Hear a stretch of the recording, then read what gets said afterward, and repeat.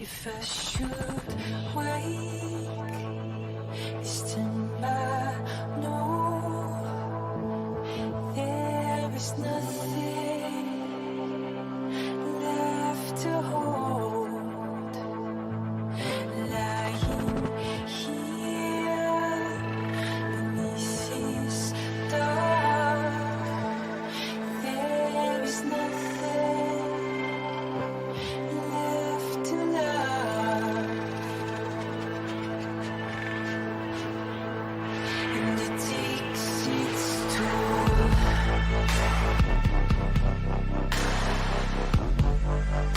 And it takes its toll.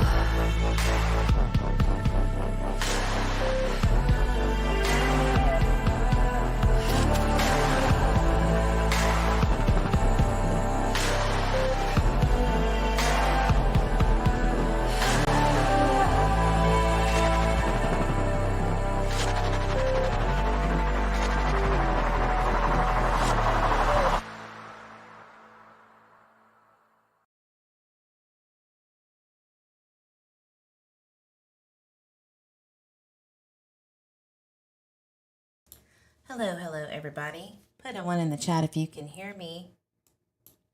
This is going to be a very hard live to do because of the details of the Harmony Montgomery homicide at the hands of her own father and the complicity of the stepmother, Kayla. So go ahead and just know that this isn't going to be a light topic. We're going to go over some of the information that was released by the New Hampshire Judicial Courts. They unsealed it 10 days after Adam's gun charges. And so that was today. So we're going to go over that.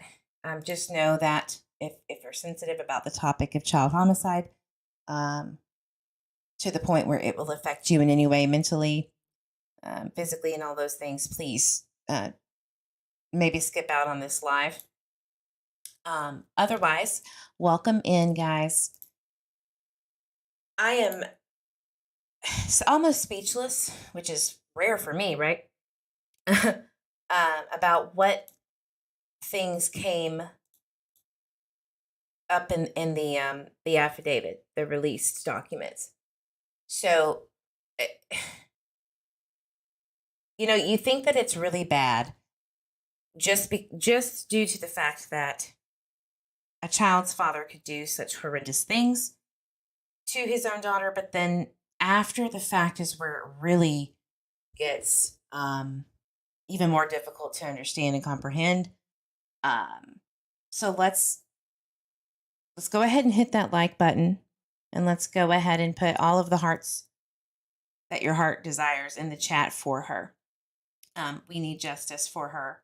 And we need to use the information that has been released to learn from.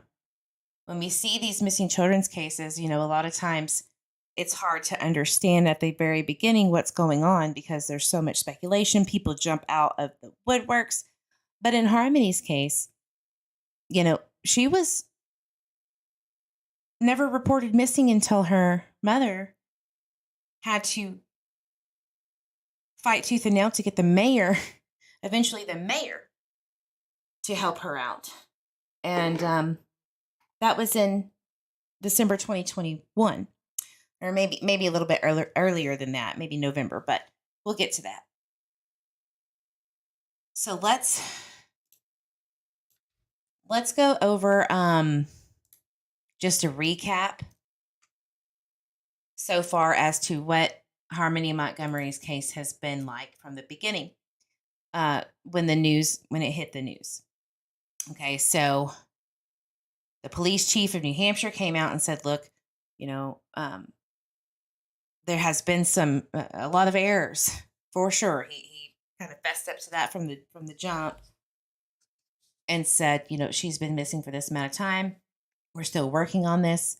Send in all the tips that you can. And it did take quite a while for Harmony to get where we are today, having charges placed on Adam in October of 2022. So if you remember I want to say 4 or 5 months ago, they went into an apartment complex over in, I believe, New Hampshire, may have been Massachusetts. We'll clarify that in a second. But they were wheeling out the refrigerator. And at the apartment complex that they were staying at after being homeless and also after being kicked out of the house on Guilford Street in New Hampshire because they couldn't pay rent. There was no running water, no electricity. So I wish that I could say Harmony at least had something positive in her life before what happened to her has happened, but I can't tell you that. And this is the most heartbreaking thing. It's like this poor girl didn't have a moment to even breathe without worry before passing, being murdered brutally. And DHS failing her so terribly. So terribly. So what I'm going to do is just play a little clip of the most recent news on her. Then we're going to go through the affidavit and all of the documents that was released. And then compare that to the case study that I have been preaching on this channel for so long that some people scoff at when I use it to try to compare these other missing children's cases. And I'm going to tell you something. The naysayers in the back, this is not something that I want to say I told you so on. It's actually very heartbreaking. I wish I was wrong, but I wasn't. Miss Downer when I said potty training issues are one of the top reasons why parents,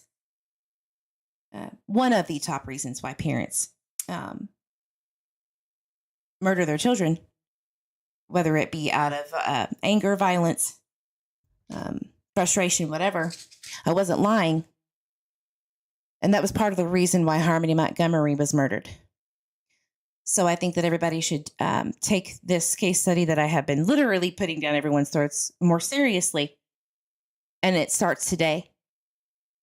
No more bullshit. Because this little girl's life should never have ended because of drug-addicted parents and a failing and continues to fail DHS system that is supposed to protect children. Give me one moment, guys. Let me get this video up. Let me know in the chat and in the comments, if you're watching the replay, what you think about the new video opening that I did. I'd like to know your thoughts on that.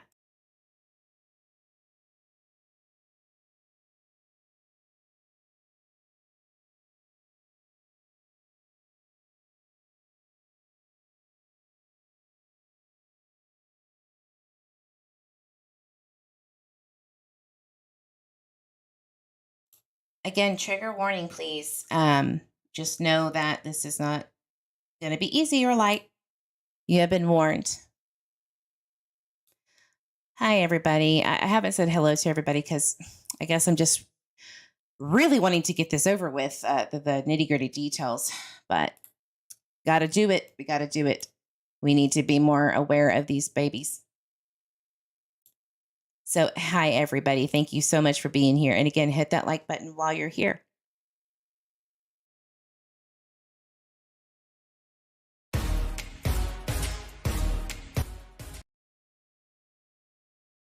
Every business owner. Gene, that's right. WMUR filed a motion to have the murder affidavit unsealed. The judge granted it with the caveat that it only be unsealed 10 days after Adam Montgomery's weapons trial. Here it is, 48 pages. And as you said, Gene, the details inside are upsetting and graphic. The key witness in the affidavit is Harmony's stepmother, Kayla Montgomery. Kayla told police that on December 7th, 2019, when the family was living out of a car, Harmony was having a lot of toileting accidents, and Adam was furious. Kayla. Did you hear that? Let's go ahead and replay that for people out there who do not think that this is an issue that I have been saying. I mean, when I tell you the backlash that I have gotten over bedwetting and potty issues being the cause or one of the main causes of being murdered by a drug addicted parent, I wasn't playing, and neither was that case study. When the family was living out of a car, Harmony was having a lot of toileting accidents, and Adam was furious. Kayla says while he was driving, he reached over to the back seat and struck Harmony 3 times with his fist in the head and face. Kayla says Adam commented to her, "I think I really hurt her this time. I think I did something." Kayla says Harmony made moaning noises in the back seat and then fell silent. So for 5 minutes, she was sitting there, obviously not okay. Who would be at the hands of that monster hitting her 3 times in the face? Now, when we get into the affidavit, that's one of the lighter things in there about what happened to her. It's not easy. But she also sat there for 5 minutes. That was 5 minutes that they could have done something, at least something. And they didn't. This is one of the most inhumane, horrific cases I have seen so far. Or at least in the last few years. This is beyond my comprehension, y'all. At no time, Kayla admits, did anyone render care to Harmony or seek medical attention. The family continued on to a fast food restaurant. Shortly after noon that day, Kayla says she and Adam determined Harmony was dead. Kayla says Adam went to the trunk of the car, retrieved a duffel bag, and placed Harmony's lifeless body inside. That started a months-long project of moving little Harmony's body to various locations in the city of Manchester. 3 weeks after Harmony was killed, the Montgomery family moved into an apartment at Families in Transition. Kayla told police Harmony was in a trash bag and was placed above a ceiling vent in the bedroom. Detectives accessed the ceiling last summer and discovered staining. So you're going to hear a bunch of different areas that this poor girl was moved over a period of time, a long period of time. No, they have not found Harmony Montgomery's remains as of now. But the things that they did and the things that the lengths that they went to keep her from being revealed, you have to understand it's not easy. Leave now if it's going to affect you. Persistent smell that other residents had complained about. The entire ceiling grid was removed for DNA testing. Little Harmony's body was also kept in a walk-in freezer at a Manchester restaurant for a week, where Adam was working as a dishwasher. So not only was she basically frozen in different areas to keep her preserved so that it would not she would not decomp. But he went as far as to put her in a work freezer where he was cooking.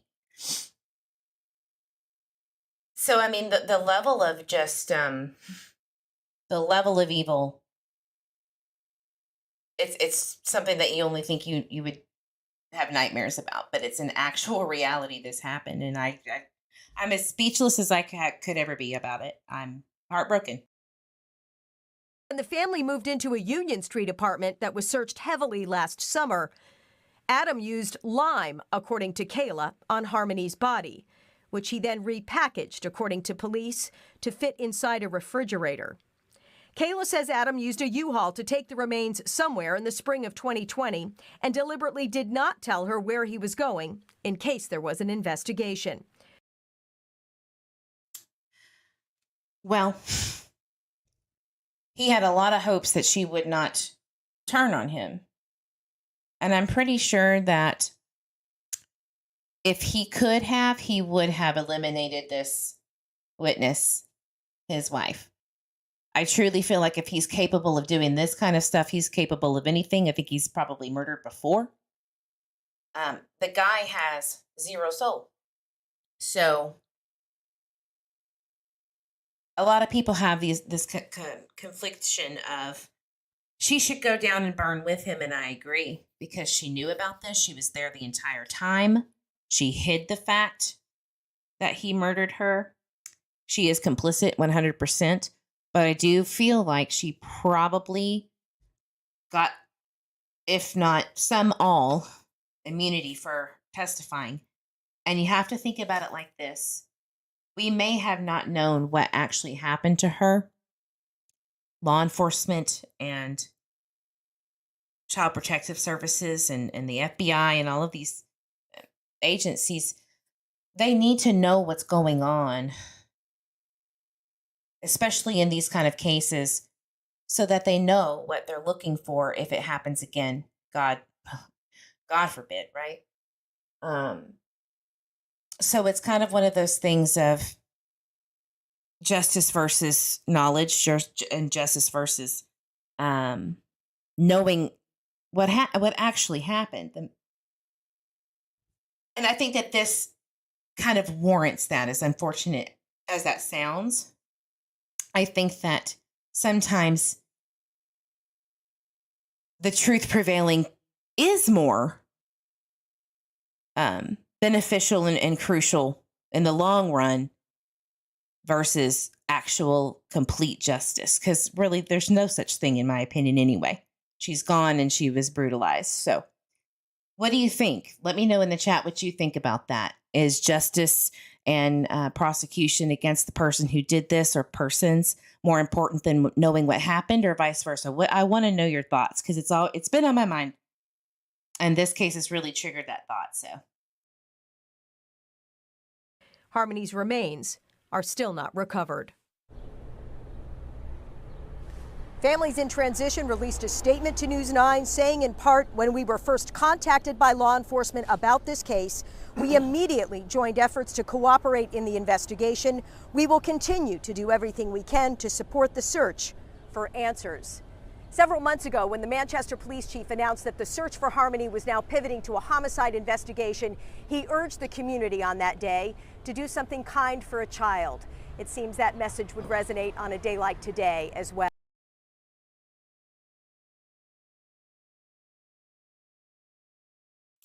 okay, so that was a very summarized version of the harshness of her demise and leading up to that.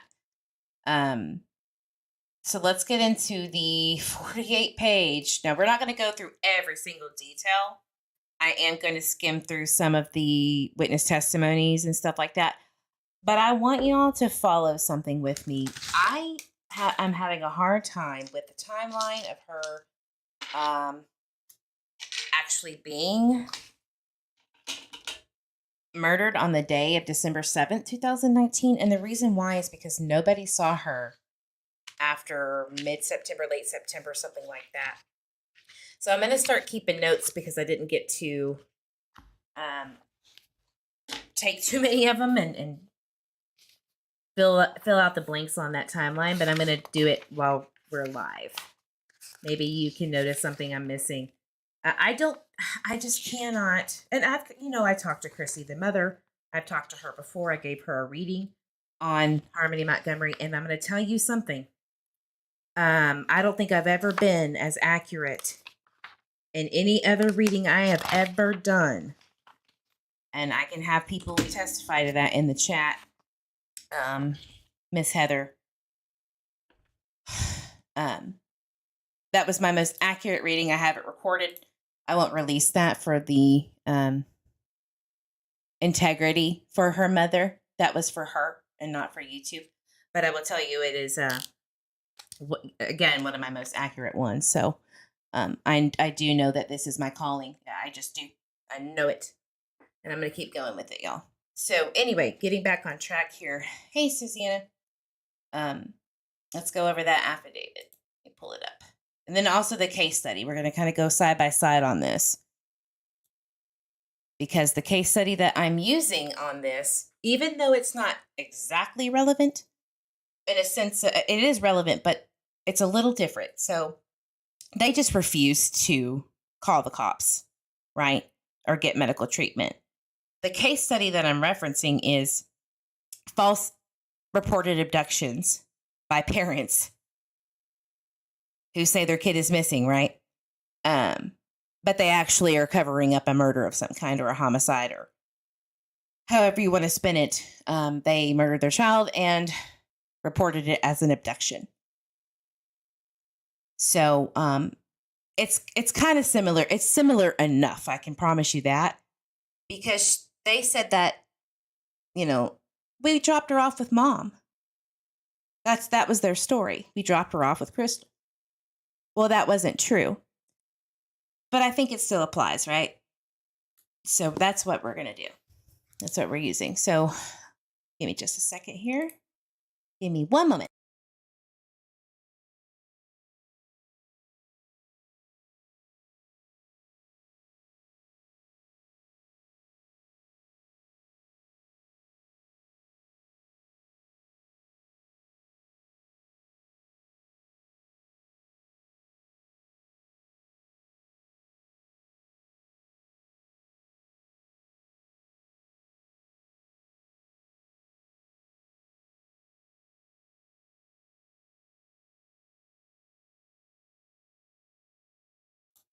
All right, here we go. So, hold on to your booty cheeks. It's your mental health. Hold on to your babies and hug them and hug yourself. This is hard. So, originally, the arrest warrant came on October 21st, 2022. Second-degree murder, tampering with witness and informants, falsifying physical evidence, and abuse of a corpse. And that last one is a understatement, guys. Let me tell you. And we all remember when that press conference came out, what they were saying. And that was after the refrigerator being taken and all of that. I believe. Yeah, I'm pretty sure. So here is that probable cause statement for arrest warrant. And basically it's saying Detective John Dunlavey from the Manchester Police Department is applying for that arrest warrant for Adam for the murder of his then 5-year-old daughter, Harmony Montgomery, in December 2019. Again, the December 2019, they're detectives. They have more information than I ever will. But me and Harmony's mother have talked about this. And, we were thinking it was around Thanksgiving before or after. And that was what the reading said. But they're saying December 7th. And I'm just really having a hard time with that. And you'll notice that, in my opinion, how they're getting this date is corroborating what Kayla is saying. So they're relying a lot on what Kayla is saying, even though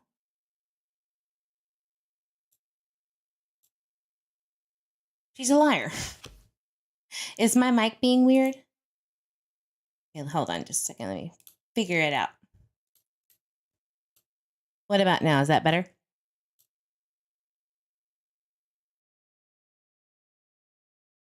Let me know if my mic's working okay.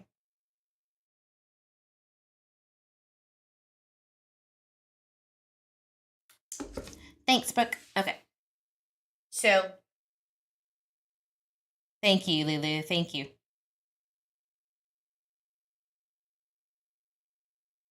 Yeah, I'm reading the comments really quickly. I'm seeing that justice is more prevalent than information. And I do respect that opinion, and that's why I asked. But I'll go through the comments again and see what everybody's saying. I personally feel like it's a hard one because, yes, justice should happen at the same time.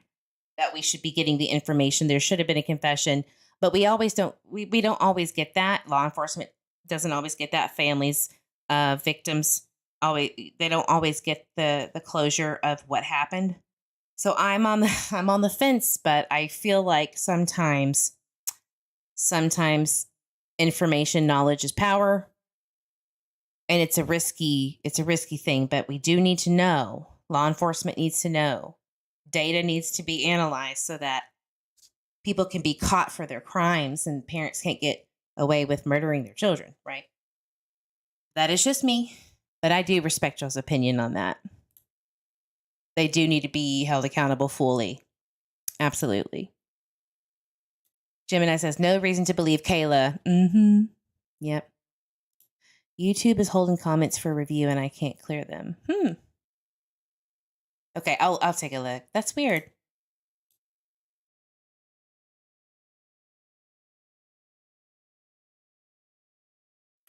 All right, so the information in the probable cause statement has a bunch of different things. So you're going to see the grand jury testimony of a few people. And one of them, I'm surprised that Kevin Montgomery, which is the brother of Adam or cousin, uncle, he's not in here. Although he was the one that witnessed Adam punching her, Harmony, in the eye. And I'm wondering why that's not in here. Is it something to do with DHS records? Is it withheld? I don't know. I'm not sure. So I'm going to skip all of this because it's really just about who the police chief is and all that stuff. So this right here is important to know about Harmony being reported missing. So the first thing is, when was she reported missing? It says on November 18th, 2021, the Manchester PD received a call from a woman, which is the mom, Harmony's mom, Crystal, that she hadn't seen Harmony in over 6 months. So that is well,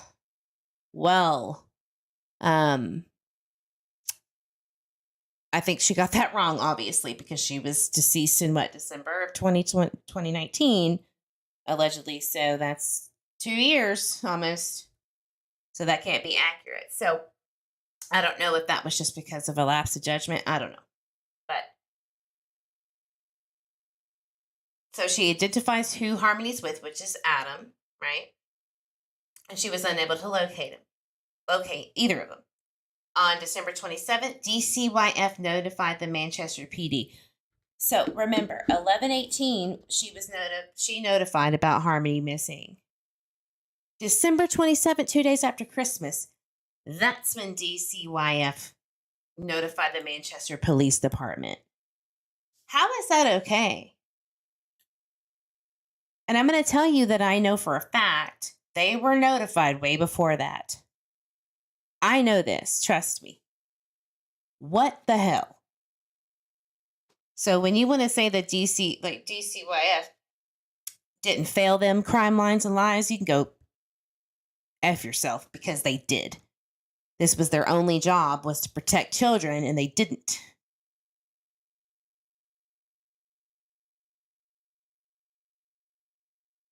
So it says, over the following days, members of the MPD learned that Harmony had not been physically seen since October or November of 2019.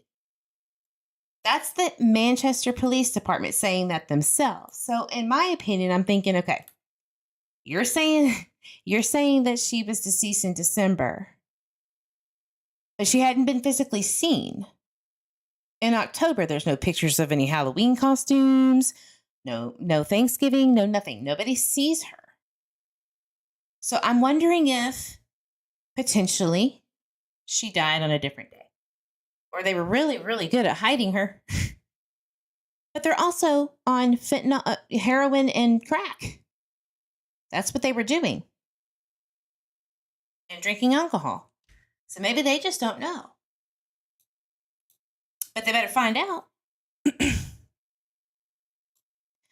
I know, Brooke. I want to scream at all of those people who failed her too. I agree. I didn't know. Thanks, Lulu, for letting me know. I didn't know. Yep. The man has no soul, Wilted. None. So, I'm going to skip all of what we already know, right? We already know up until the point before we knew how she was murdered, Harmony. I'm going to skip all of those details because they're in other lives. If you have a question about it, please feel free to ask in the live chat or the comments. To save time, we're going to get into the nitty-gritty of this. Excuse me, and it is a big trigger warning. So Crystal then says she believes she last physically saw Harmony during a FaceTime video with Adam around Easter 2019. I'm not going to read this because I already know the actual story from her. And she says that she was so scared looking. She was very you could tell that she had to watch her words. She was already feeling so controlled and terrified of her dad. That it had already been going on months before. Probably started from the jump, honestly, guys. Okay.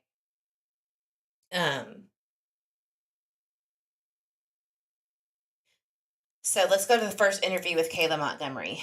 On 12/28/2021, the detective spoke with Adam's wife, Kayla. Kayla shares 3 younger children with Adam who are all presently accounted for. Basically, she says, I don't know. We dropped her off with mom. Here's where we were. I was working at, Dunkin' Donuts. And that's all we know. We saw her last around November or December of 2019. It says Kayla had not physically seen Adam since late October 2021. Now, during this time, he had gone over and threatened her with a knife at her mom's house. Kayla was staying with her mom with the boys. Kind of like a scare tactic, shaking a knife in front of her window, like, if you rat, I'm going to get you, right? So he was already scaring the shit out of her. No excuse. She should have ran to the police immediately. It should have never happened in the first place, right? But she refused to talk. She chose drugs and Adam Montgomery over that poor baby. Right? So, she's playing her games. Kayla's lying, not telling the truth. They go and look for Adam. Adam's like, I got nothing to say to you, in that Boston accent or whatever. Kind of says the same thing as Kayla. I dropped her off with Crystal. I don't know what you're talking about. Go ask her. So, he also was found with a girl that he was dating. He was homeless in the car with her. They were drug addicts. And she has actually passed away. She passed away from a, quote, drug overdose in a hotel room. I'm not so sure. But, a lot of people have said, no, really, I can corroborate this. She died from an overdose. I'm still skeptical because of the monster Adam is. But there's nothing we can do about that. So, have to leave it there. So, on December 31st, New Year's Eve, the Ninth Circuit Family Division in Manchester granted protective supervision of Harmony to DCYF from Adam. Well, it's too freaking late, isn't it? She had been dead for almost 2 years now. Or over 2 years now. But they were going to help find Harmony. Was the reason for this. But they never did. We obviously know that. And when Adam was confronted about it, he goes, either arrest me or I'm leaving. And refused to answer any questions. What a work of art, huh? Mary says maybe an inmate can beat him until he says, I hope he gets the biggest and baddest treatment he can get in that prison cell of his. Yep. All right, so I'm going to skip all of the other stuff. Kayla Montgomery, grand jury testimony. On 5/20/22, Kayla testified before the grand jury. This was May 20th. And of course, this was sealed. Nobody knew about this. Now, I don't remember if this was before or after she went on that drug binge and got picked up again. Maybe so. Or maybe right, I think it was right before. So she gave her testimony. And she was asked about the last time she saw her again. It was 2 days after Thanksgiving. So Kayla asked about the last time she saw Harmony 2 days after Thanksgiving. That is not December 7th. So you see where I'm questioning this December 7th stuff? It's little things like that, you know? Yeah, Lulu, hey.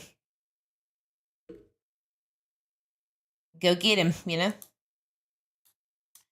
So 11:30. So November 30th.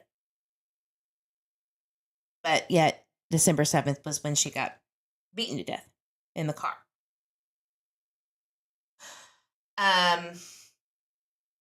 She said that that Harmony was in the car. Adam said, "Gonna go take Harmony to Crystal," and then that was that. Never talked about it. Never brought it up again. Well, that's a big crock of bullshit. So not only did Kayla do the grand jury interview or the grand jury testimony, she also had this thing called first proffer interview, which is after the grand jury and all of that stuff. So she reiterated things after the fact. Then she's like, "I have information now." And I bet you it was because the cops were like, "Do you want to go down with this mofo or not?" You know, probably got the plea deal in the works. Right. So you're going to see this name, Anthony Bodero. He was a witness testimony for the grand jury indictment. You're also going to see a woman named Donna. She was also a witness testimony. Donna Demers. She was on the grand jury testimony. Back down here.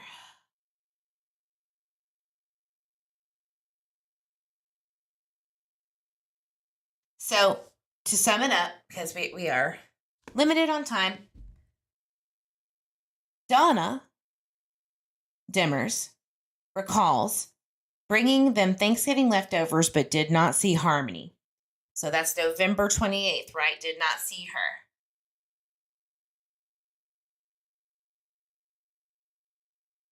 Anthony, same situation pretty much. In September, didn't see her. But Bodero stated that after Thanksgiving of 2019, the Montgomerys came to him with just their 2 boys and no Harmony and asked if they could stay with them due to them being evicted and their car breaking down. So after Thanksgiving, that would be December,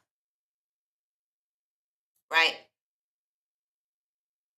I would assume, but there was no Harmony. So nobody sees her.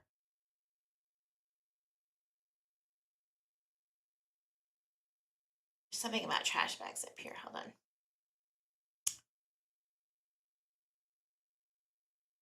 Yeah, Bodero repeatedly denies seeing her. So now we're going to get into the Facebook and Google search warrants. So there was a lot of location data that they grabbed from Google and Facebook, but obviously not where Adam put Harmony. So right here it says location data from Google was consistent with the Montgomery staying in a Colonial Village parking lot from 11/27 through December 8th, which corroborates Kayla's account of the time period they stayed there. So, of course, they're homeless and they're bouncing around all these places. So, some of the location data is where they're getting their confirmation from and their estimates on dates, right? I'm still not convinced about December 7th. It says, in addition, another witness interviewed during the investigation named Kimberly Frayne recalled personally interacting with the Montgomerys while they were staying in an Audi at that Colonial Village parking lot during the overnight hours of December 7th and 8th. Frayne went to help Montgomerys because the Audi had died, and Kayla was worried the family was in danger from the cold. Frayne said that she did not see Harmony at that time, and it was only Adam, Kayla, and the 2 boys. Now, you're going to hear here in a minute, well, wait. On December 7th, when this happened, all of these things start going into motion. very quickly, but it does not line up with that statement. Right there. They should have seen her. So there was Facebook messages exchanged between a guy named Matt and Kayla, confirming that time frame, showing that Kayla reached out to this dude about the Audie having died and being concerned about the cold. So this is where they're getting their "that's when she died" timeline. There was an interview with this woman named Courtney and Matt. They had known Adam their entire life. Courtney says Adam used to work for her, so they know each other. She related how she and Garcia had seen Adam, Kayla, Harmony, and the two boys Thanksgiving night, 2019, and that the family was living out of the Sebring, Chrysler Sebring at the time. So here's the one that says, "Hey, I actually did see her that night on Thanksgiving." But why wouldn't anybody else? It just doesn't make any sense. No, One Life, I can't. Can you imagine what it was like living in a car and then being mad at that poor little girl who had no toilet to go to? Did you think that maybe you should have had a house to, a warm house? And a bathroom and a bedroom? But no, you take it out on this innocent girl. It's never going to make any sense, no matter what I say, right? Like, ugh, it's bad.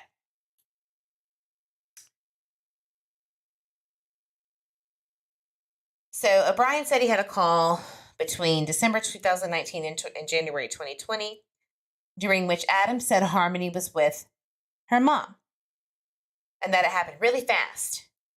And Harmony wouldn't stop peeing her pants and she was better off with her mother. Harmony wouldn't stop peeing her pants. That's what he already confessed to somebody without confessing that he actually murdered her. But he already told on himself in December 2019 or January 2020. Dory says, this doesn't sound like a natural potty training problem because Harmony was having accidents. Seem more like potty accidents due to excessive fear and stress. Yes. Great point, Dory. Andrew Friend, a little boy who was beaten by his mother with a curtain rod to death because he peed his pants. And I think did the other in his pants. And you want to know why he was doing that? He was scared of them, of his parents. They had been beating him and beating him and beating him because of the potty training issues. And she was on drugs. He was on drugs. She was probably coming down, the mother, and lost it. And this is what these drug addicted parents are doing. They're killing their kids, trying to cover it up because they can't handle potty training issues of all things. But it's true. So let's pull up that case study since this has already come up. Right. How are you going to be able to control, first of all, your emotions at 5, 6, 7 years old and your bowels when you're afraid? They're children. So this is that false allegation of child abduction that I keep talking about. And let me find the potty training issues.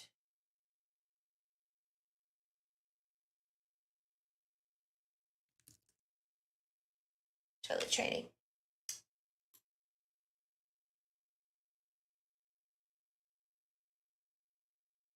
So the reason for a parent or parents to murder their children, cover it up, and say they were abducted is because most of them just didn't want the child.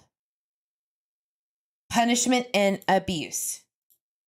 So here's the second reason in this false allegation of child abduction turned murder from parents to their child. Punishment and abuse is number 2. I feel like number 1 and number 2 can go hand in hand with each other. If you want to go ahead and combine that together. Makes sense to me. So let's go to that 33.9% punishment in abuse deaths, murders. In 34% of the cases, the victim's death occurred as a result of severe punishment abuse. Children that died as a result of fatal child abuse event were often victims of chronic child abuse, which Harmony was. As mentioned previously, 44% of the victims in this study had history of physical abuse or maltreatment, and victims that died as a result of that physical abuse were most often killed in conjunction with the frustration on the part of an ill-equipped parent caregiver who punished the child too severely. More than 1/3 of the victims, 41%, were described as difficult. And research in child homicide has reflected that toilet training accidents in young children are often the provocation for physical punishment, sometimes resulting in death. Harmony is unfortunately now this statistic that I have been warning people about for a year and a half. This is what's happening with these drug-fueled parents who are either coming down, not getting their way, entitled,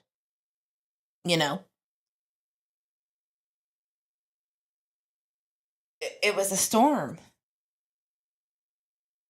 And for some reason, toilet training issues sets them off to where they kill them. And it's right here in this study. This was a 2011 study. Harmony was murdered in 2019. I don't see how it's still relevant to this day, but we need an updated version of this. And we're working on it. I'm working on it. So, several of the cases in this study reveal that toilet training and other issues associated with the victim's evacuation of feces or urine were precipitating factors in their deaths. Of course, it's not the child's fault. Of course. They're doing what kids do in a horrible domestic violence situation.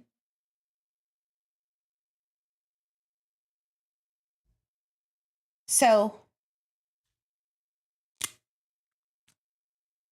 I think that we need to start thinking about all of these missing children's cases when we're thinking about what age are they? Average age in this study, where the parents murder their child and try to cover it up with a false abduction theory, 5 years old. That is the average age, 5 years old. How many 5-year-olds, 4-year-olds are missing right now? And there's no evidence of where they are.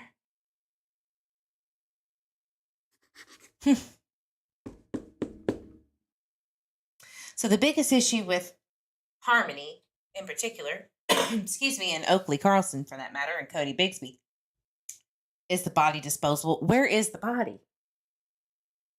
There's a lot of time and effort that has been spent on the caregivers' parents to dispose of their child's body. They know where to go. They know where people won't look. And looky here, it says recognizing that investigators must first focus on the family members and caregivers in a missing child's investigation, and that the investigation will involve extensive searches of the areas in and around the victim's home. Offenders often go to great lengths to ensure their victims are not found. That is why it's so hard, in my opinion, for them to be found, because the parents go out of the ordinary to hide their child's body. You know why? Because they know they're going down for life. Nobody likes a child murderer in prison. And there's probably other children in the home, and they don't want to lose them either, ironically, even though they just murdered their own child. It's called drugs. Makes you not think very properly. Right? So let's go back to, while we're here, this graph is about how they die. The actual physical 41.5% blunt force trauma. The next, suffocation and asphyxiation and drowning. These two typically go more with women mother murderers who are trying to, quote unquote, save their children from whatever their mental illness is telling them to save them from. But mostly it's beatings, anger. Yeah. Horrible. This case study is so crucial. As hard as it is to read, it is so telling. And I don't know why it's not in every law enforcement's hands at this point. There should be training material all across the world. So I'm going to skip all of the other stuff. I really need to skip all of that. They did find Harmony Montgomery's DNA in the Chrysler Sebring. That was the car that they originally were living in when they were kicked out of the house at Guilford Street, which was Adam's mother's house. It had been condemned. And it was a filthy, filthy house. They didn't have any running water, no running electricity, nothing. Excuse me, no electricity in the house. It was cold. It was disgusting. So that's where she was living with her brothers and Adam and Kayla. So investigators located that Sebring that the Montgomery family lived in after being evicted and in which Harmony was killed in. Okay, so they go through that and get her DNA from that car.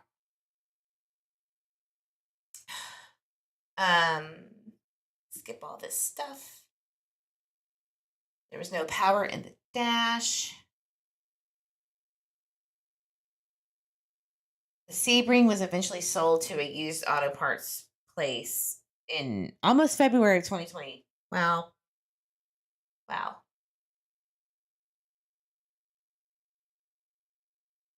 Now this one's hard. Trigger warning. When the Sebring was searched inside of the vehicle, investigators located a pink Trolls electric toothbrush, which was assigned property number this number. This toothbrush was submitted to the New Hampshire State Police Forensics Lab for DNA analysis. A buccal swab was taken from Harmony's mother, Crystal, by consent and was also submitted to the state lab for comparison. They did confirm that that was her toothbrush. The DNA obtained from this toothbrush is from a biological female, cannot be excluded, that from a biological child of Crystal Surrey based on the comparison. It is at least 108 billion times more likely to see these genetic results if the DNA profile obtained is from the child, biological child.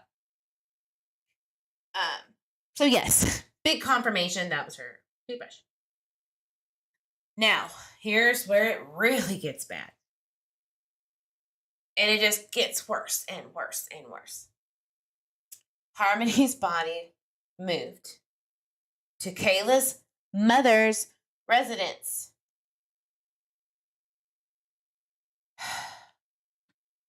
And she didn't know. There's your answer. I think the girls in Discord were asking, what about Kayla's mom? Did she know? I would go ahead and assume, yeah.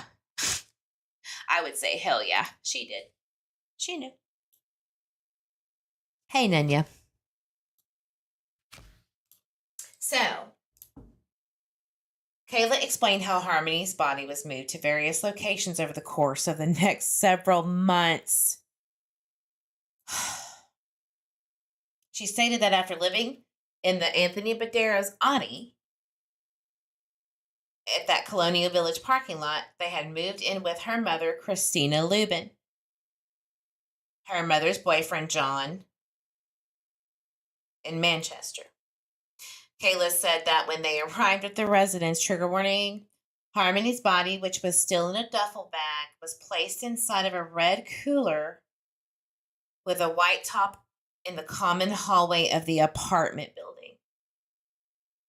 She stated the body was left there the whole time the family stayed there until the end of December 2019. So again, she goes and moves in with her mom, after living in the Badarazati, and she was still in a duffel bag.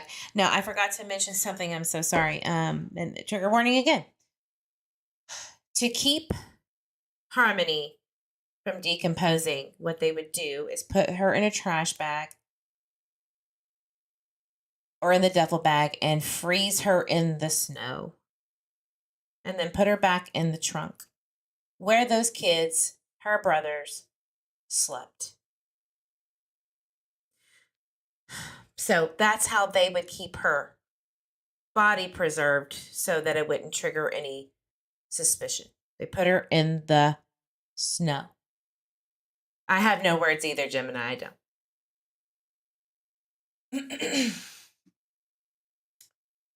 So after that, of course, they put her in a cooler.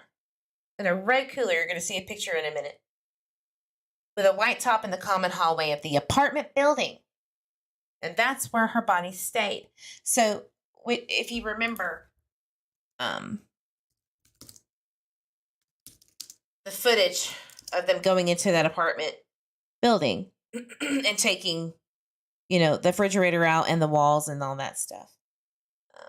Yeah.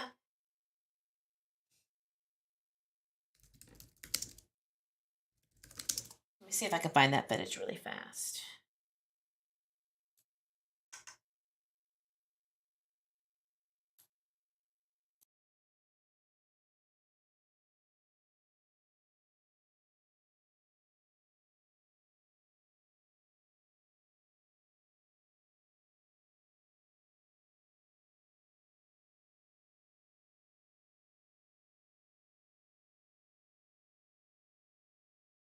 In the Harmony Montgomery investigation, we're getting a good look inside the Manchester, New Hampshire apartment where police seized evidence in that investigation earlier this week. Boston 25 was there as FBI and local police recovered a refrigerator and other items from the apartment on Union Street, where Harmony's father and stepmother briefly lived. Boston 25 News reporter Bob Ward toured the apartment today.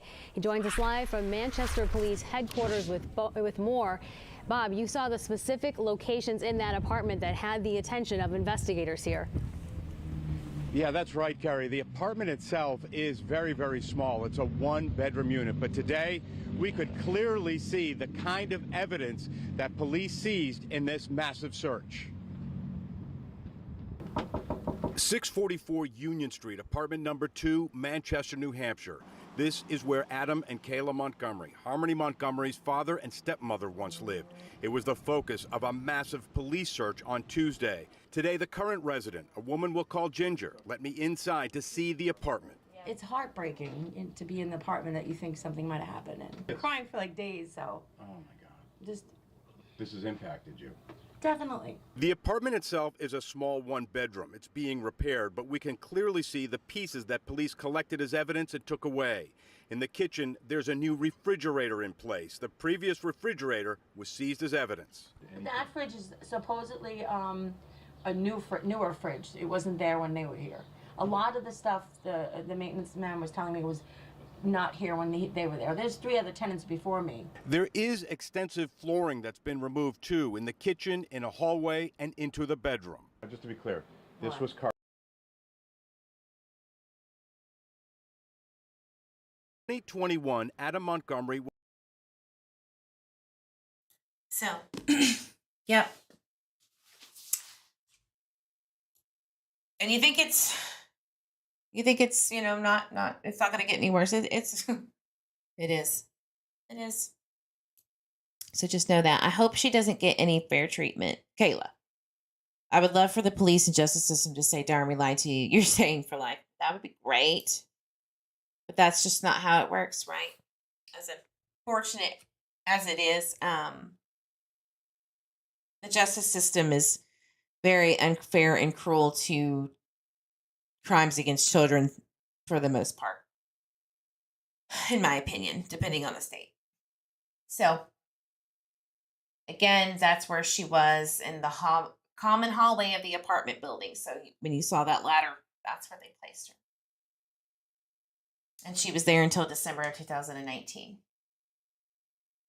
So on February 18th, Lubin testified before the grand jury, which is Kayla's mother.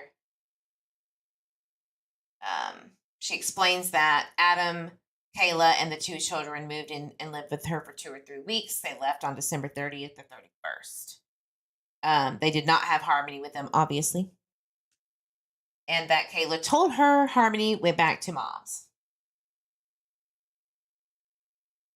But that was not true, obviously. So after Kayla's proffer interview, I traveled to this place and obtained a consent search. I explained to Lubin that I needed to obtain a red cooler with a white lid. Stated the cooler had been in her bedroom closet for close to 2 years. Let me repeat that. Remember, she just said Harmony's remains were in a cooler where it stayed. And then they go to Lubin's house to obtain a red cooler with a white lid. She again states the cooler had been in her bedroom closet for close to 2 years.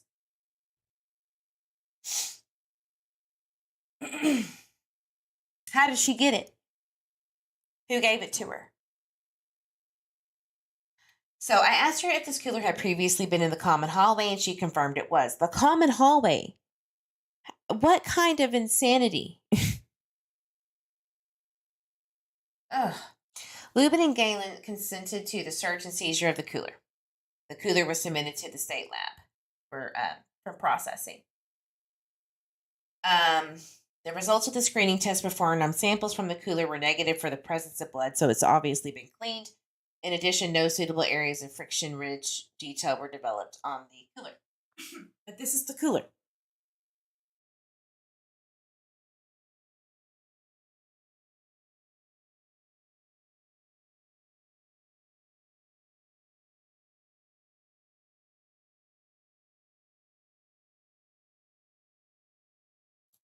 No, they do not. So, it gets worse. Harmony's body is then moved to the family's in transition shelter on Lake Avenue. So after leaving the mom's house, they moved into that family's in transition shelter in Manchester.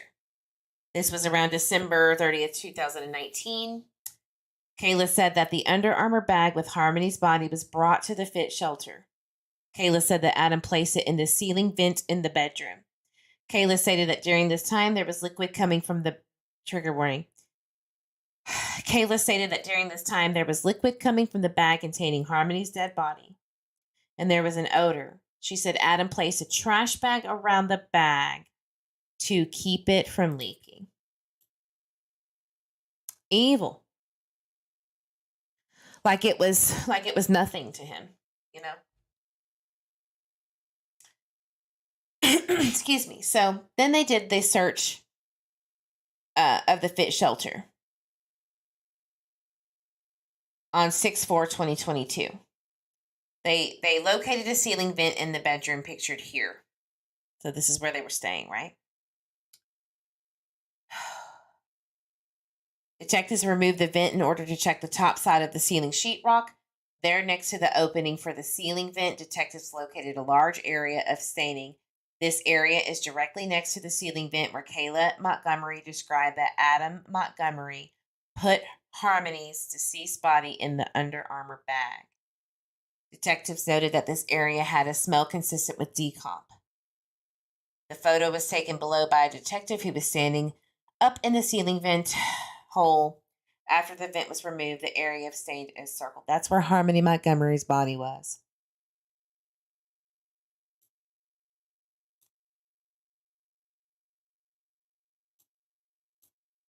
It's not pleasant. It's heartbreaking. But this is the reality of what these monsters did to her. Excuse me. A large section of the ceiling sheetrock was removed and seized, which included the stain, metal framing, and the hole for the ceiling vent. The ceiling vent itself was also seized. The photo below shows the area of sheetrock and metal framing that was seized. The area of staining is again circled. in an Under Armour bag. That's where she was.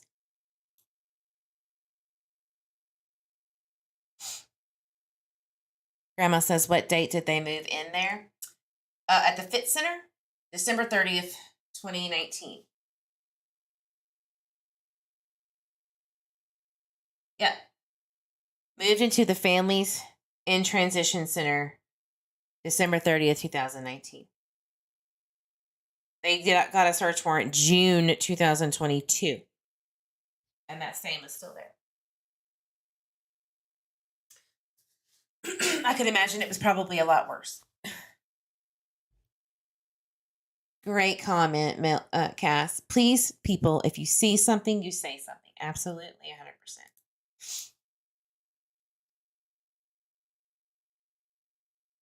100%. So, they submitted that for forensic testing.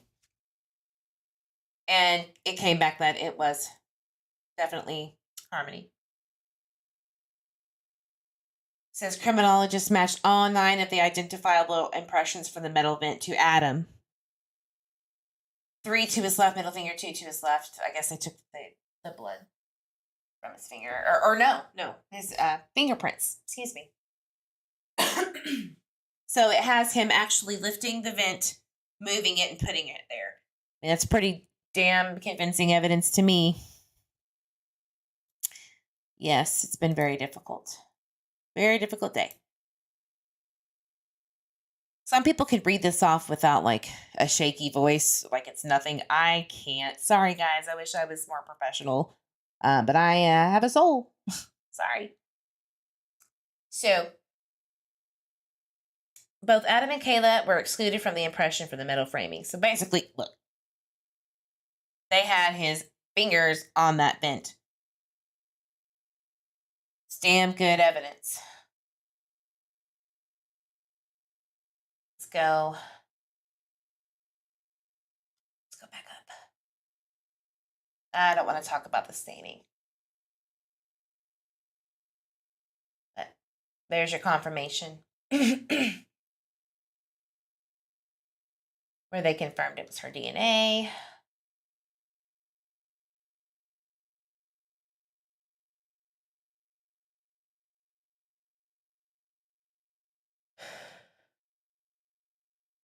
One second. So Kayla says that she described a time when a maintenance worker came to check the vent in their unit at the Fit shelter. After a complaint from another resident who Kayla identified as Paula, that there was a bad odor and bad smell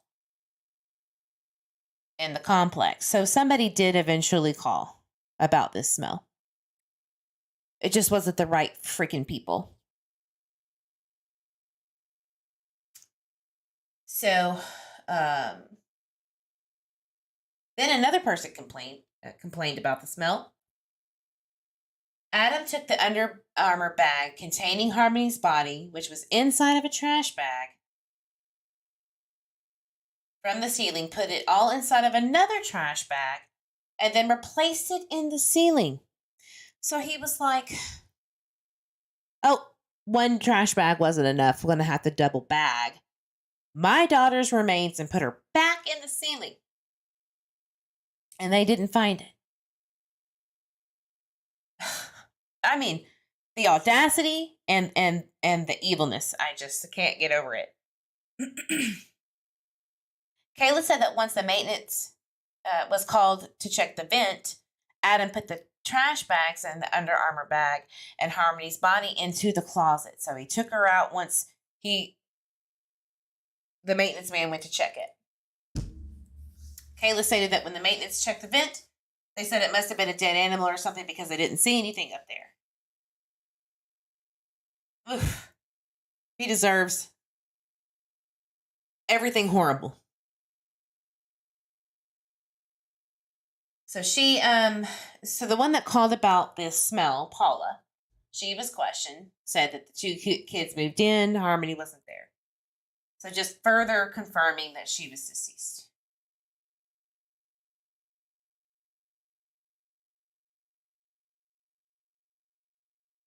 And here's the report on February 5th, 2020. While the Montgomerys still resided in that apartment, the residents of apartment number 2 noted there was a slight odor when they turned on the heat. Of course, that's going to happen. Then again, on February 21st, there was a report of a weird smell coming from the vents inside of apartment number 1. This was the same unit where Adam and Kayla had lived, and it was made just after they moved out. So just after they moved, they call about a smell. And I remember seeing that report. I remember actually requesting that report, but somebody else had gotten it before. I think Nerdy Addict did. Excuse me. And I remember seeing that they had made another complaint after the fact. Harmony's body moved to Union Street. So here's another movement of this poor girl, y'all. How many times has she been moved? From the car to the Kayla's mother's to that one apartment complex. This will be number 4. Number 4 and number 5. So they moved to the Union Street in Manchester, which was the video that we went over. In February 2022. Kayla said that when they moved the apartment, they brought Harmony's body with them. She said Adam put the Under Armour duffel bag with Harmony's body, which was inside of 1 or 2 trash bags, into a plastic bin storage container, which was then pushed on a stroller. That's how they got her body from one place to the other, on a stroller. Kayla said that Adam first placed the plastic bin storage container into a closet. So here's Kayla being complicit in hiding her more and more. Kayla said that Adam then at one point took the Under Armour bag out of the plastic bin storage container, which was in my reading, by the way. It really was. And the Under Armour bag was leaking. Kayla said Adam put another trash bag around the Under Armour bag and placed it into the refrigerator of the Union Street apartment. So when you saw that wheeling out, that video we just watched, that was the refrigerator that Harmony was placed in. She had been deceased for 3 months now, give or take. Or 2 months, 2.5 months. So Kayla stated that at some point, after Harmony's body was in the refrigerator, Adam then transferred Harmony's body from the duffel bag into a new bag. Trigger warning. Let me scroll up. I'm serious when I tell you this is the worst part, in my opinion. As if it couldn't get any worse, this is the worst part. Hands down. Step away if you have to. Excuse me. So they transfer her remains into a new bag. Kayla stated that this happened in the bathroom. This was also in my reading. It's very hard. Kayla stated that on the day in question, Adam spent 4 to 6 hours inside of that bathroom with the shower running. Whew. We'll put this trigger warning up. It's so bad. Kayla then described Adam as placing Harmony's deceased body inside of what was described as a CMC maternity bag. You'll see that here in a minute. This bag was much smaller than the Under Armour duffel bag, and it would not likely fit in Harmony's body unless it was dismembered or grossly distorted. So Kayla described an odor coming from the bathroom and saw steam coming from the bathroom when Adam would open the door. Kayla recalled the scent of cleaning supplies in the bathroom when Adam finished up. Kayla stated that afterwards, Adam placed the CMC maternity bag inside of the freezer, and she described the refrigerator freezer as a standard over under the black one that we saw being wheeled out. So let me very quickly, so we can move on before I break down. He had to defrost her because she would not fit into the new bag. he had to unfreeze her to put her in there. That's what he did. That's why the steam was happening. I cannot, for the life of me, everyone, understand this. I just can't. I can't on both sides. I can't see your own father doing this to you, and I can't see somebody just allowing it to happen. As a human being, somebody will take care. Let's just say this. I really feel like somebody will take care of the people involved. That's just how I feel. I don't see how anybody wouldn't. And I don't think anybody's going to care. Cold isn't even the word. There's no words. Just, there's none. So, Kayla told investigators that all of this information, and then the investigators got the CMC maternity bag that they suspected might be the same as the one in which Harmony's body had been placed. And then she identifies this as the similar bag. That's the bag. It's not a very big bag.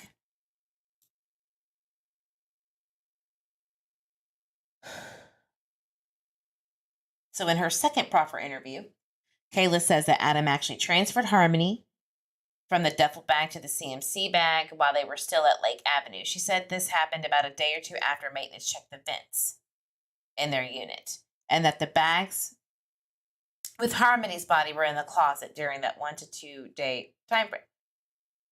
Kayla said that Adam made the transfer into the bathroom of that apartment number 1, zipped the CMC maternity bag shut, and then put it in the closet.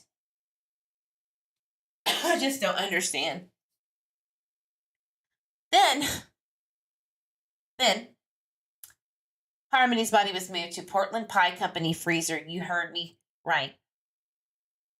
Where he worked, he put her in his works freezer at Portland Pie Company.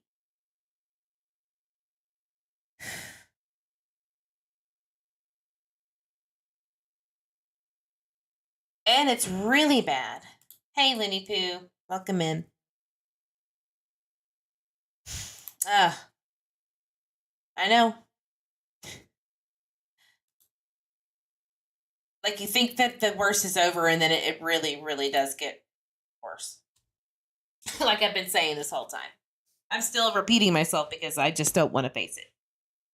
So, Kayla stated that she herself brought the CMC maternity bag containing Harmony's body to Adam's place of work, the Portland Pie Company, while they were living at that Lake Avenue apartment. This was done at Adam's request the same day Adam transferred Harmony's body into the CMC bag. Kayla said that she pushed the 2 boys to Portland Pie Company in the front back stroller. Guess what? The CMC maternity bag was between the 2 boys in the stroller. Y'all, these are, I mean, I've known some or have seen, rather, the worst drug addicts that the news could offer, and I still don't think they add up to these people. Like, this is the worst I've ever seen. These boys, here's a real kicker, y'all. These boys are gonna hear this one day and realize what happened and connect the dots. And not one therapist in this world could fix that trauma.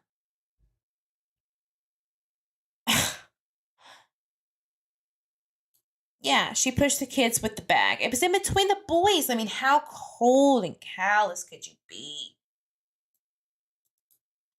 And this is why I fight so hard for these babies, y'all, because I'm telling you, this is, I think, more normal than you realize, especially after COVID. I sincerely believe this. You're going to start seeing more kids that have been missing for years pop up It's happened. It's happening. This is a problem. This is an epidemic. Yeah.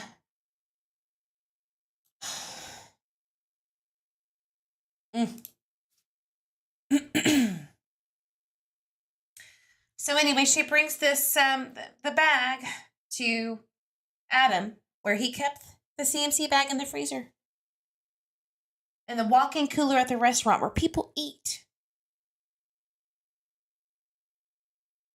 and then brought the bag back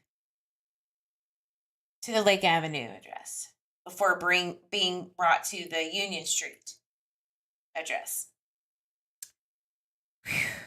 So now, detectives are speaking with this Portland Pie Company employee, and he basically says that that's exactly what he sees, right? He recalled seeing the CMC bag in the cooler on a couple occasions, but never questioned Montgomery about it since he knew he had children.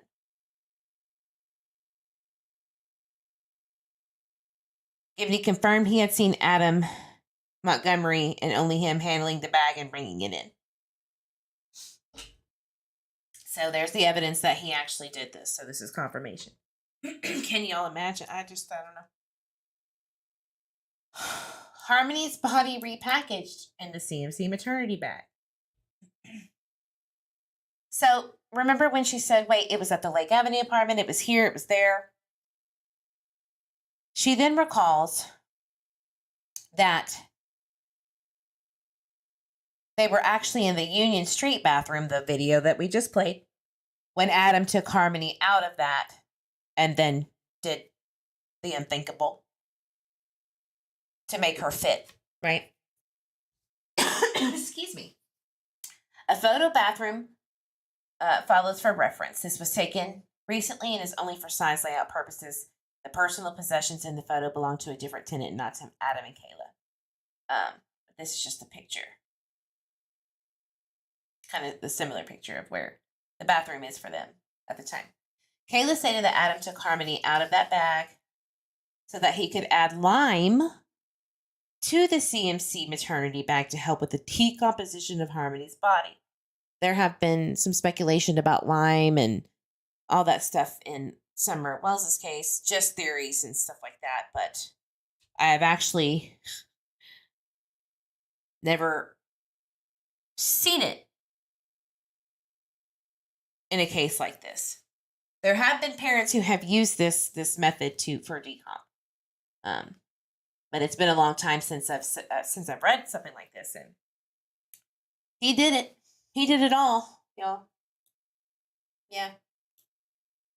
Let me dismiss this real quick. Unpin. Dope, if you don't mind, I'm going to pin your comment. There we go. So, Kayla said Harmony was, let me start over. He added the lime to the CMC maternity bag to help with the decomp. Kayla explained that Adam dumped, Harmony's body out of that bag into the shower.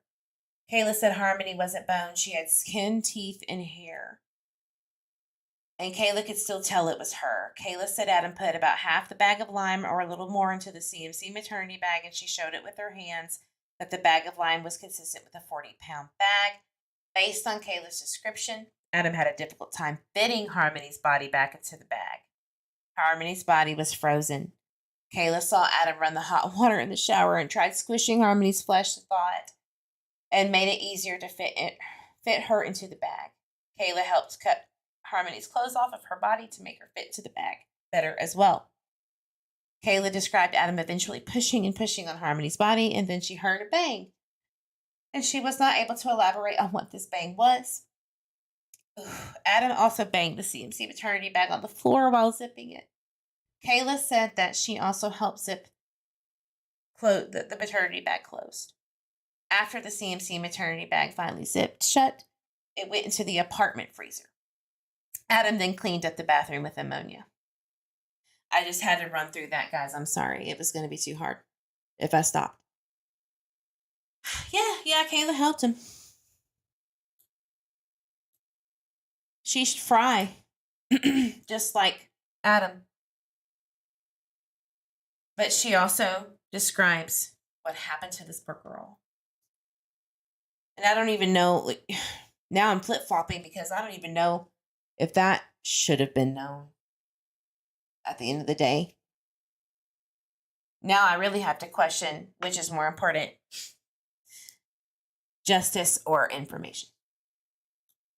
It is the most disturbing thing I've seen and heard of in a while with these kids' cases. Absolutely. Whew.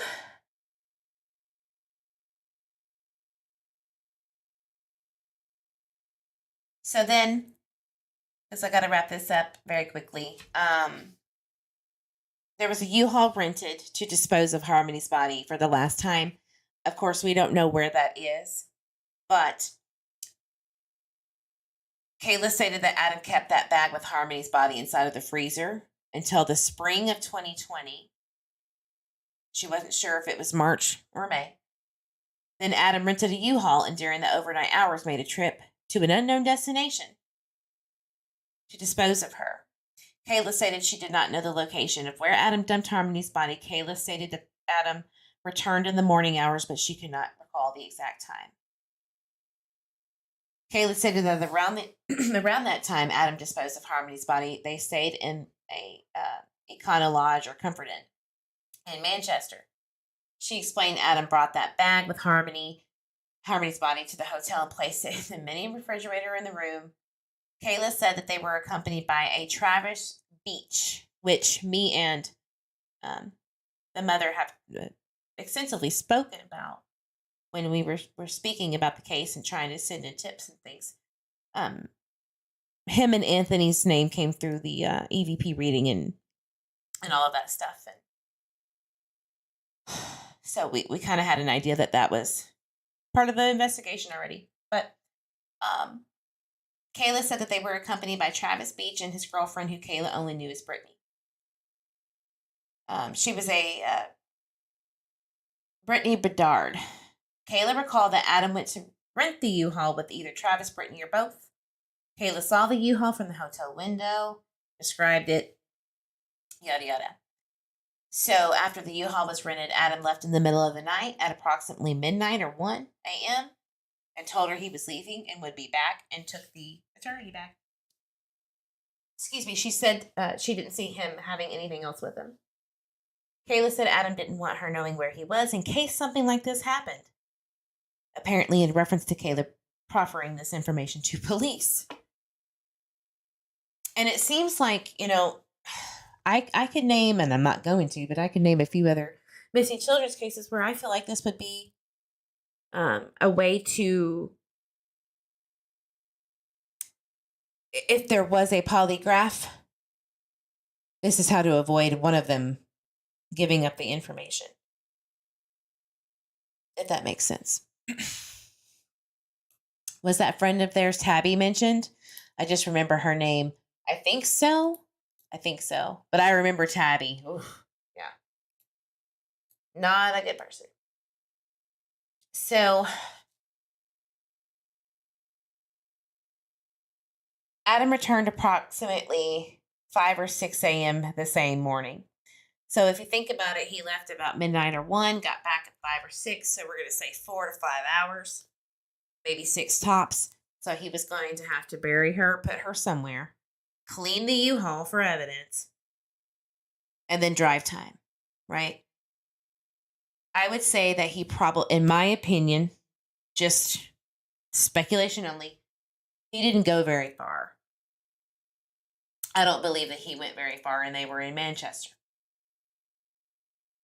So, in my opinion, she is somewhere near the harbor or in the landfill. It's going to be one or the other, to me. That's just my opinion. I hope that they find her. I don't know if they ever will.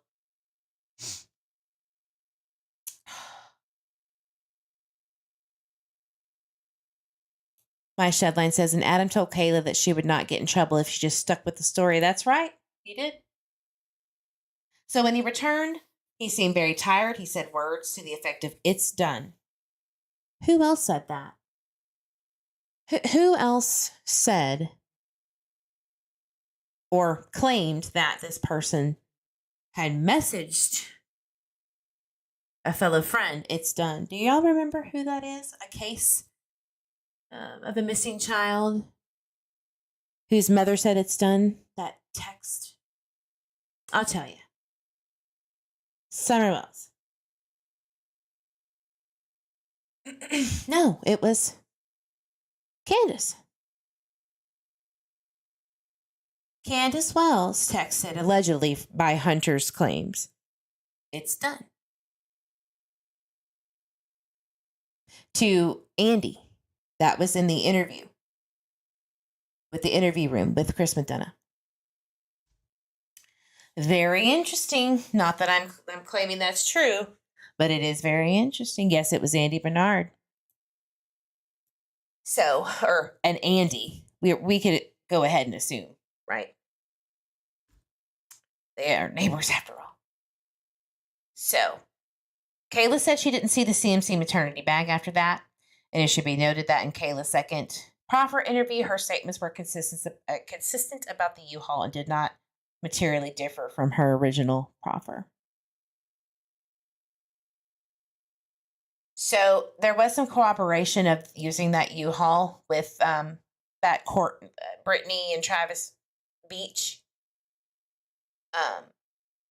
They didn't realize that it was about Harmony. They're both claiming that they didn't realize that's what it was used for until later. But still didn't come through until approached.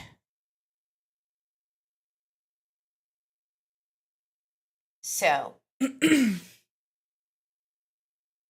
Travis Beach was uncooperative and stated he would not answer any questions unless it was with his attorney or probation and parole.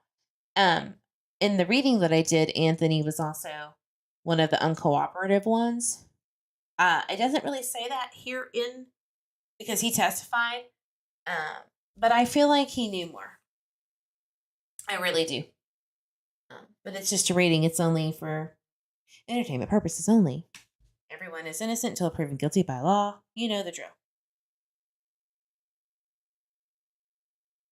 So this is the most eerie thing, and then we're gonna wrap it up for real this time. Beach stated that he had run into Adam on the street at a convenience store around wintertime of 2019, early 2020. Adam continued to say to him, "I fucked up. I'm so fucked." Beach stated Adam wouldn't tell him why, but that's what he said. Beach said he was with Brittany Bedard and Adam was with Kayla and their two boys. Beach was asked if he had ever seen Harmony, and he stated he had not. Adam asked him to rent the U-Haul, and he recalled Brittany renting Adam a box truck from the U-Haul on South Willow Street in Manchester. So they call him and say, make sure that, have you returned it? Yes.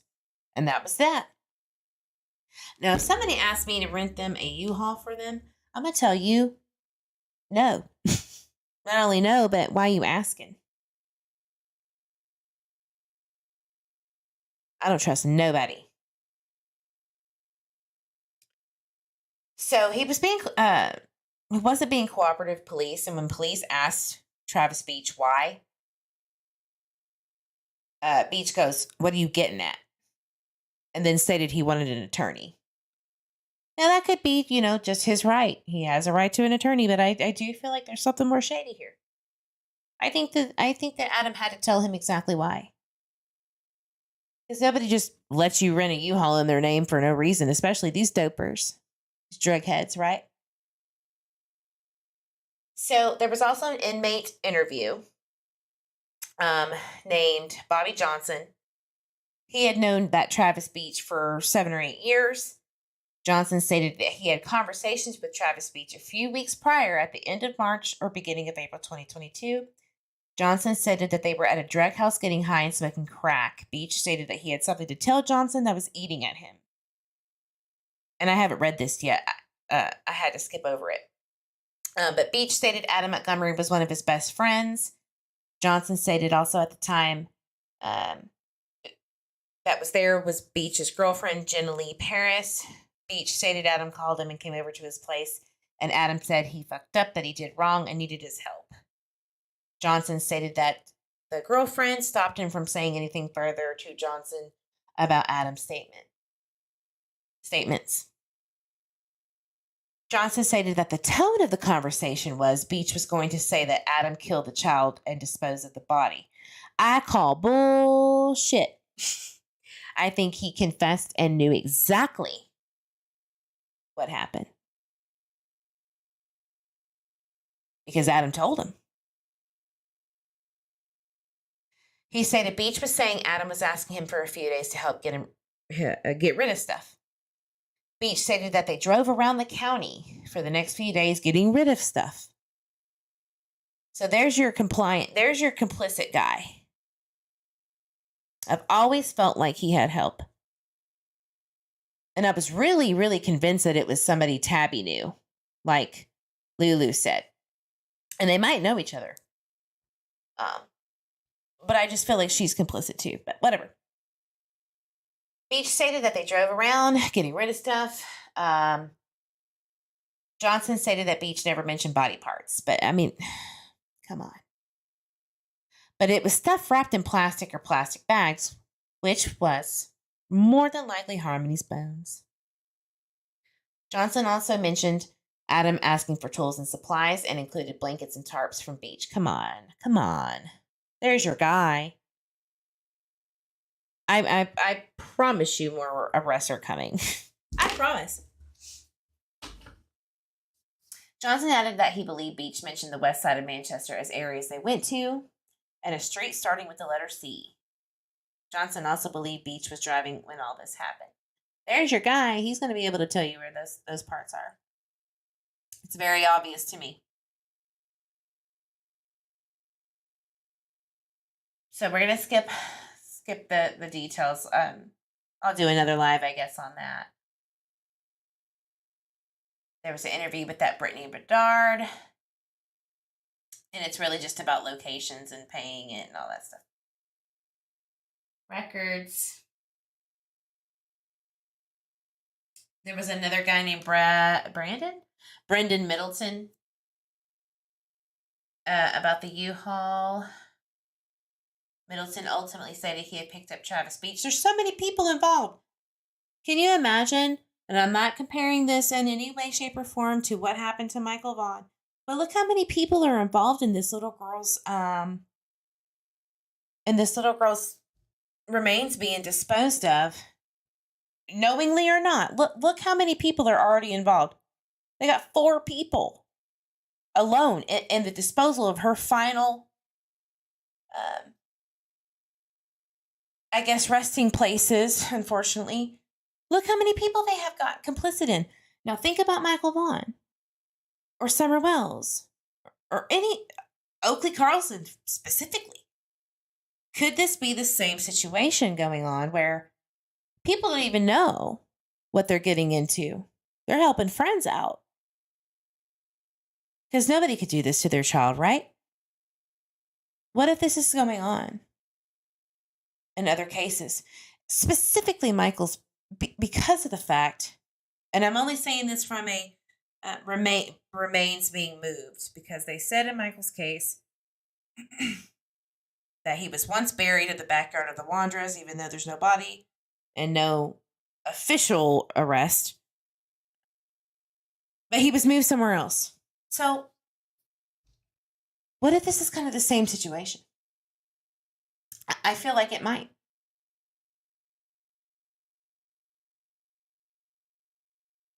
So Travis, I remember when me and Christy were talking, and Travis Beach shut down his Facebook so fast. I remember that. We were literally like, what is going on with this guy? I remember that. We're like, it was open, now it's closed. And then it stayed closed. And this was back in 2022, like January 2022.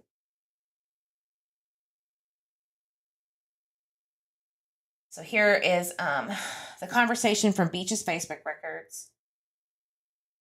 And Adam, yo, if you're awake, call me. I need to talk. Hey, can we use the U-Haul for like 10 minutes? So here's Look how many calls were missed from Travis and Adam. Travis missed a call from Adam. 1, 2, 3, 4, 5, 6, 7, 8, 9, 10 calls. He was panicking. There are then calls and video chats between these two. Great. He knew damn well what was going on, y'all. He knew. And I would not be surprised if he's arrested. Here's the picture of the van. I guess from the toll camera. This goes into the forensic testing locations where Harmony Montgomery's body was stored. They did find DNA evidence basically on the driver's the driver's side on the step and other places. So I'm just going to skip this all because we obviously know that she's been moved around a lot. It's devastating enough. So that is the probable cause. I hope that I explained it in the best way that I could without losing my mind. Please take a moment, maybe this evening, when you have time to yourself, and process this information. Don't be afraid to process it. Don't stick onto it, and don't make it make you fearful and jaded. Use this information to make the best judgments when you're in the true crime community and these children go missing. Just use the knowledge that you have and don't let your bias get in the way of justice for a missing child or a murdered child who hasn't been found yet. Use your brain and use your emotions for yourself to heal so that you can get back on that train and help find these missing children, or at least help speculate in a good way. That's what we need. We don't need any more drama on this platform. We need justice for these children. And Harmony deserved so much better. Her brothers deserve so much better. Her family. The system is broken. So broken. You can't stop shitty parents, shitty drug addicted parents from doing harm. It's more common than you think. It's more common than an abduction is. And we need to start thinking about that and stop catering to these parents' feelings because they'll be all right. They're alive. The child is missing and the child is voiceless. So please, please stop fighting each other and stop hating on me for having an opinion on any child's case. Because please know that these are the things that need to be focused on. Getting people who are actually involved in the child's harm prosecuted, and then finding them and putting them to rest. I love you all. Thank you so much for being here. Please, again, hit that like button on your way out. Leave your comments below. Let me know how you feel about some of the things that you've learned today. And let me know if justice, in your opinion, is more important than the knowledge of what happened and closure, if that's even a thing. All right, guys, you know, as I say, drink your water, hug yourself, love your babies. Love on your fur babies, your grandbabies, all those babies. Let's find these missing children, put them to rest, or bring them home. And I will see you guys on the next live. Much love to you. Justice for Harmony Montgomery.